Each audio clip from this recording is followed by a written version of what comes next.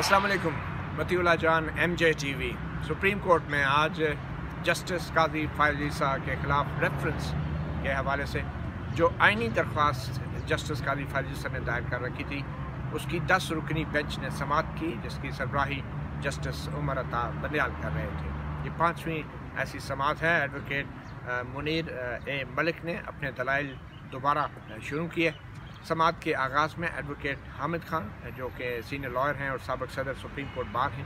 اور 2-3 بار ایسوسیشنوں کی نمائندگی کر رہے ہیں اسی کیس میں، انہوں نے وقت مانگا کہ bar association supreme court bar association کے الیکشنز ہو رہے ہیں 31 کو، تو ووٹ مانگنے کے لیے ٹائم چاہیے ہوتا ہے کیمپین چلانے کے لیے، مگر جسٹس عمر عطا بندیال نے وقت نہیں دیا اور کہا کہ ہم سماعت کو جاری رکھتے ہیں اور آپ اپنے کسی جونیئر وکیل کو نوٹس لینے کے لیے بھیج دیں، کیونکہ ہم فی الحال تو جسٹس قاضی فیض عیسیٰ کے وکیل ایڈوکیٹ منیر ملک کو سن رہے ہیں۔ اس کے بعد ایڈوکیٹ منیر ملک نے بہت ہی دلچسپ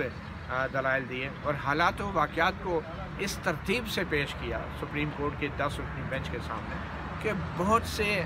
حقائق کے حوالے سے کچھ نئی باتیں بھی سامنے آئی۔ انہوں نے آغاز کیا کہ کس طریقے سے جو ایک شکایت کنندہ ہے عبدالوحید ڈوگر، اس نے پہلے ایسڈ ریکوری یونٹ ایک سرکاری ادارہ جو عمران خان کی حکومت نے بنایا اس کو کمپلینٹ کی، پھر لا منسٹر نے ہدایات دی اور اپنے تمام اس ترتیب حالات و واقعات کی جو ترتیب انہوں نے بیان کی، انہوں نے یہ ثابت کرنے کی کوشش کی کہ جو شکایت کنندہ ہے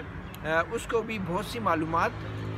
دی گئی تھی اور باقی جتنے سرکاری محکموں کی کارروائیاں ہیں وہ ایک ہی دن میں مکمل کر لی گئی، اور خاص کر 10 مئی کی تاریخ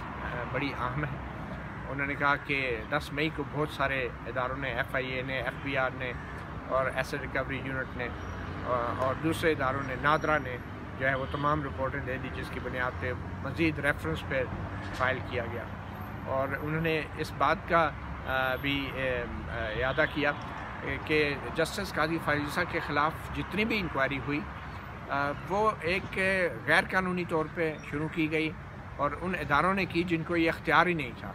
بغیر وزیر اعظم کی اور کابینہ کی اجازت کے اور صدر کی اجازت کے سپریم کورٹ کے جج کے خلاف کارروائی شروع ہی نہیں کی جا سکتی تھی۔ پھر انہوں نے اپنے دلائل کے ذریعے یہ ثابت کیا کہ جو ریفرنس کے اندر الزامات ہیں وہ پڑھ کے سنائے، پورا ریفرنس پڑھا انہوں نے اور کہا کہ کہیں بھی یہ الزام نہیں کہ جو لندن کی جائیدادیں ہیں وہ جج صاحب کے نام پہ ہیں یا پھر وہ جج صاحب نے بے نامی رکھی ہوئی ہے، یہ کہیں الزام نہیں، صرف الزام اتنا تھا جو ریفرنس میں تھا کہ جج صاحب کی جو اہلیہ ہیں، جو اہل خانہ ہیں، ان کے نام پہ جائیدادیں ہیں اور جج صاحب نے ان کو ظاہر نہیں کیا اپنے احساسوں میں۔ اور پھر انہوں نے وہ ٹیکسٹ کیا، وہ قانون پڑھا جس میں کہا گیا تھا کہ ان کو ظاہر کرنا چاہیے تھا، اور اس قانون کے مطابق ایڈوکیٹ منیر ملک کا یہ کہنا تھا کہ اس قانون کے مطابق جب تک اہل خانہ ڈپینڈنٹ نہ ہوں، یعنی زیر کفالت نہ ہو جج صاحب پہ، تو جج صاحب جو ہیں وہ پابند نہیں کہ ان کے احساسوں کو ظاہر کریں۔ اور ویسے بھی انکم ٹیکس کے حکام کی طرف سے کوئی نوٹس نہیں آیا، جو اس قانون کے اندر ذکر ہے کہ صرف نوٹس آنے پہ آپ یہ تمام تفصیلات فراہم کرتے ہیں۔ اس کے بعد ایڈوکیٹ منیر ملک نے کہا کہ بہت کم لوگوں کو جو ہے وہ صدارتی ریفرنس دائر ہونے کا علم تھا اور صدارتی ریفرنس جو ہے وہ 29 مئی کو یہاں پہ سپریم کورٹ میں وصول کیا جا رہا ہے ریکارڈ کے مطابق، مگر 23 مئی سے اخبارات میں خبریں آنا شروع ہو گئی۔ سب سے پہلے ایک ٹویٹ کا ذکر کیا سبی الحسن، ایک جرنلسٹ ہیں دا نیشن کے، ان کو پڑھ کے سنایا گیا۔ پھر انہوں نے کہا کہ جو 29 مئی کو ہیئرنگ ہوئی اس میں ابھی جج صاحب کو نوٹس بھی نہیں ملا تھا کہ پھر 1 جون کو جو ہے اخبارات میں یہ خبریں آ گئی کہ ریفرنس فائل ہوا ہے، جبکہ یہ ریفرنس خفیہ رکھا جانا تھا اور صرف چیف جسٹس کو اس کا علم ہونا تھا، یا جوڈیشل کونسل کے سیکرٹری کو، یا پھر وزیر اعظم کو اور یا صدر کو یا لا منسٹر کو اور بیرسٹر شہزاد اکبر جو ایسڈ ریکوری یونٹ کے، لیکن پھر بھی یہ خبریں لیک ہو گئی۔ تو یہ ایک بہت ہی ایک عجیب معاملہ ہوا اور پھر پیمرا نے پابندی لگا دی، پہلے میڈیا پہ خبریں چلا دی گئی جج صاحب کے خلاف، پھر میڈیا میں پیمرا نے پابندی لگا دی کہ اب اس کے اوپر کوئی بات نہیں ہوگی، یعنی کہ اب اس کا جو مخالف موقف تھا وہ بھی سامنے نہیں آ سکے گا، اور اس پابندی کے باوجود بھی ایک خاص گروپ تھا وکیلوں کا جو اس ریفرنس کی حمایت کر رہا تھا، ان کی پریس کانفرنس لائیو چلائی جاتی رہی۔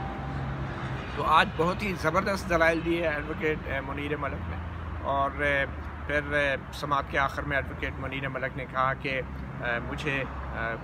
کیونکہ الیکشنز کے لیے کراچی جانا ہے، میں سپریم کورٹ بار کا صدر بھی رہا ہوں، 31 کو الیکشن ہے، ہم نے اپنے گروپ کے لیے کیمپیننگ بھی کرنی ہے، تو کل کی اگر التوا دی جائے تو جس پہ جسٹس عمر عطا بدیال نے تجویز کیا کہ کل ہم جلدی شروع کر دیتے ہیں 9:30 بجے، بلکہ 11 بجے، بلکہ پرسوں پھر ہم جلدی شروع کر دیں گے تاکہ آپ کراچی جا کے 31 اکتوبر کے الیکشن میں بھی آپ اپنا حصہ ڈال سکیں۔ تو کل جو ہے دوبارہ سے ہیرنگ ہوگی اور پھر پرسوں جو ہے اس کا پھر کوئی ٹائم کا تعین کر لیا جائے گا۔ آج کی سماعت اتنی ہوئی اور جسٹس عمر عطا بدیال کے علاوہ باقی 9 ججز نے بھی سماعت کے دوران مختلف سوالات بھی کیے، اور خاص کر سرویلنس کے حوالے سے، نگرانی کے حوالے سے، جاسوسی کے حوالے سے بھی ایڈوکیٹ منیر ملک نے بتایا کہ کس طریقے سے آئین میں جو ہے انکوائری کا اختیار جوڈیشل کونسل کے پاس ہے کہ وہ کسی جج کے بارے میں انکوائری کرے، مگر کس طریقے سے عام سرکاری اہلکار بھی اس تمام معاملات میں نگرانی کرتے رہے، جاسوسی کرتے رہے اور تحقیقات کرتے رہے ایک سپریم کورٹ کے جج کے حوالے سے۔ اور پھر ایک نقطے پہ یہ بھی کہا گیا کہ لندن کی جو پراپرٹیز تھی ان کی ایگزیکٹ لوکیشن اور ایگزیکٹ ایڈریس جب تک پتہ نہ ہو تو وہ آپ ویب سائٹ پہ جا کے، لندن کے دفتر کی ویب سائٹ پہ جا کے ایگزیکٹ ایڈریس نہ ڈالیں تو آپ کو ملکیت کا نہیں پتہ چلتا۔ تو وہ ایڈریس کس نے فراہم کیا، جس پہ جسٹس منیر نے کہا کہ ہو سکتا ہے جج صاحب لندن جاتے ہوں، وہاں پہ ٹھہرتے ہوں، ہر ایک کو پتہ ہو کہ یہ ان کی فیملی کا گھر ہے، تو ایڈریس ڈال کے انہوں نے ایکچوئل اونر کا نام بھی لے لیا ہوگا۔ مگر پھر جسٹس منصور نے کہا کہ ایشو صرف لندن کے گھر کی سرویلنس کا نہیں ہے، ایشو اوورآل پوری فیملی کی انکوائری اور انویسٹیگیشن کا ہے جو بغیر کسی اختیار کے شروع کی گئی، تو جس پہ ایڈوکیٹ منیر اے ملک نے اس کی تائید کی۔ تو بڑی دلچسپ